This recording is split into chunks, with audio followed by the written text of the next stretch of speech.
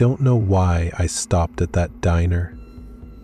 Maybe it was exhaustion setting in, or maybe some part of me just craved the presence of people, no matter how sparse or strange. It was the middle of the night, and the rain hammered relentlessly against my windshield as I drove down a desolate stretch of highway, the wipers barely keeping up with the sheets of water pouring down. The world outside was nothing but darkness and blurred streaks of neon from the occasional mile marker, and I hadn't seen another car in miles.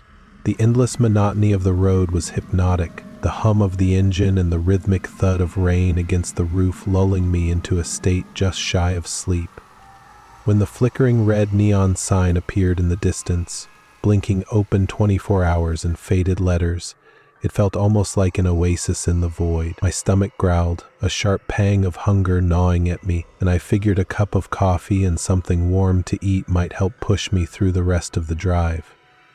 The parking lot was nearly empty, just a stretch of cracked asphalt slick with rain, except for a single rusted-out pickup truck sitting near the entrance, its windows completely fogged over. I hesitated, fingers gripping the steering wheel, a strange reluctance washing over me like a premonition.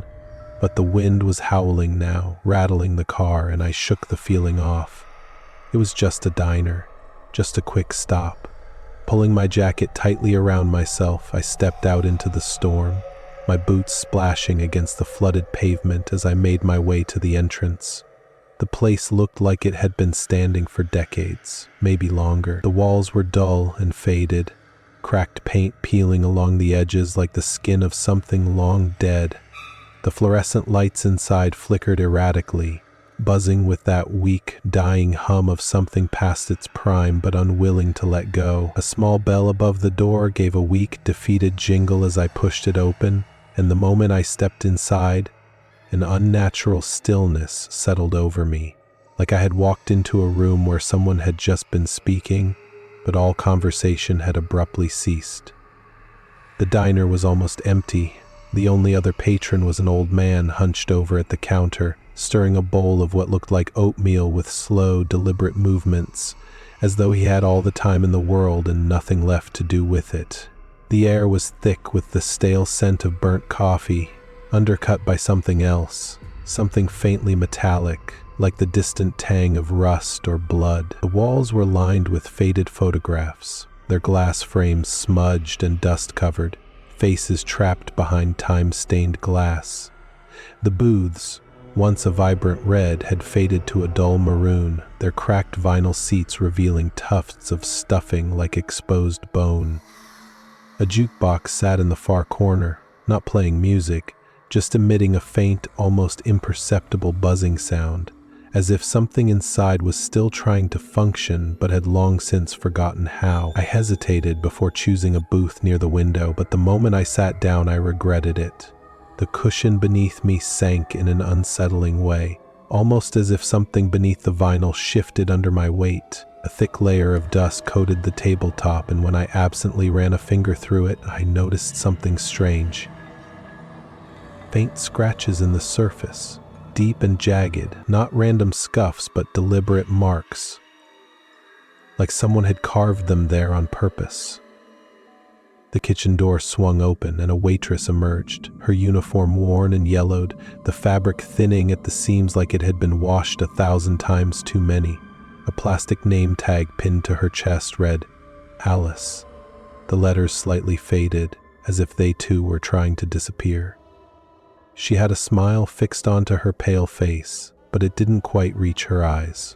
There was something off about them, wide and unblinking, with an unnatural, glassy sheen, like the lifeless stare of a porcelain doll abandoned in an attic.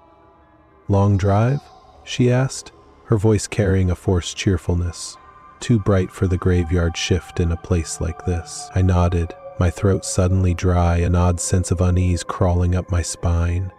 There was something strange about her, something I couldn't quite put my finger on, but I felt it in the way she held herself, in the stillness of her body, in the unnatural precision of her movements. My gaze flickered toward the kitchen doors, which swayed slightly on their hinges as if someone, or something, had just passed through them.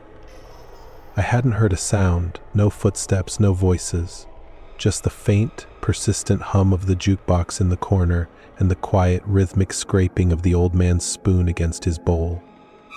Alice nodded and handed me a laminated menu, the plastic peeling at the edges. The options were standard: pancakes, eggs, burgers. But something about the descriptions made my stomach turn. Home-style meatloaf, just like Mom used to make. House-special soup, a secret recipe you'll die for. The wording felt off. The letters on the menu seemed to shift slightly when I wasn't looking directly at them, almost as if they were alive, writhing beneath the surface like insects trapped under plastic. My hands felt clammy as I held the menu, and I suddenly wished I had never stopped here at all. Alice returned with my coffee first. The cup was chipped, the liquid inside a murky brown. I took a sip and immediately regretted it. It was lukewarm, bitter, and there was an odd aftertaste, something almost coppery. I set the cup down, my stomach twisting. She set the bowl of stew down next. It smelled rich, but there was an underlying scent I couldn't place, something slightly sour like old meat. I picked up my spoon and stirred the contents, watching chunks of meat and vegetables swirl in the thick broth. I lifted a spoonful to my lips but hesitated. Something in the bowl was moving. My breath hitched as I looked closer. It wasn't just the liquid shifting. Something beneath the surface twitched. A sliver of something pale and fleshy poked out between the chunks of carrot and potato. A shudder crawled up my spine as I realized what it was. A fingernail, attached to a piece of flesh, slightly curled as if grasping for something. I dropped the spoon with a clatter. Alice was watching me, her smile never faltering. "Everything all right?" I forced a smile. "Yeah, just not that hungry, I guess." She tilted her head slightly, eyes glinting under the dim fluorescent light. "That's a shame. We don't like wasting food here." I mumbled an excuse, pretending to take another sip of coffee. My eyes flicked toward the kitchen doors, which swung open slightly as a shadow moved behind them. For just a second, I caught a glimpse of something wrong. A figure, too tall and thin, its arms unnaturally long, its fingers dragging along the floor as it moved. My breath caught in my throat, and I suddenly felt trapped, as though the air itself had thickened around me. I swallowed hard. "You know, I should probably get going." Alice's smile widened. "Are you sure?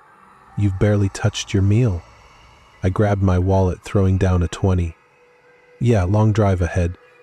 She didn't move as I stood, her gaze locked onto mine. The same unblinking stare as the old man at the counter, who still hadn't taken a single bite of his food. I backed away slowly, my heart hammering in my chest. As I pushed open the diner door, the rain hitting my face like needles, I heard it. Something wet and heavy slithering across the linoleum floor. A choked whisper followed me out, something that sounded eerily like my own name. I didn't look back. I ran to my car, fumbling with my keys, my hands shaking as I jammed them into the ignition. The engine sputtered, and for a moment I thought it wouldn't start. Panic surged through me, my breath ragged, my pulse racing as I gripped the wheel tighter. Then, mercifully, the engine roared to life. I peeled out of the parking lot, tires screeching on the slick pavement. As I glanced in my rearview mirror, I caught one last glimpse of the diner. The neon sign flickered violently, the red letters distorting, twisting in a way I couldn't quite explain. For a brief, horrifying moment, they spelled something else entirely. "Eat with us."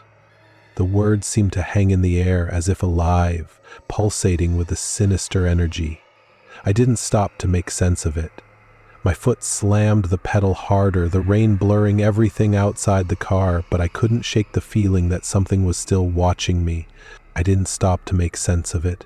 My foot pressed harder on the pedal, the rain turning the world outside into a hazy blur. My breath came in short, panicked gasps, hands gripping the wheel tightly. Even as the diner vanished into the distance, an eerie sensation clung to me, an unshakable feeling that something was still watching, lurking just beyond my sight, waiting for me to slow down. Moral of the story is, not every warm welcome hides good intentions. Some places feed more than just hunger.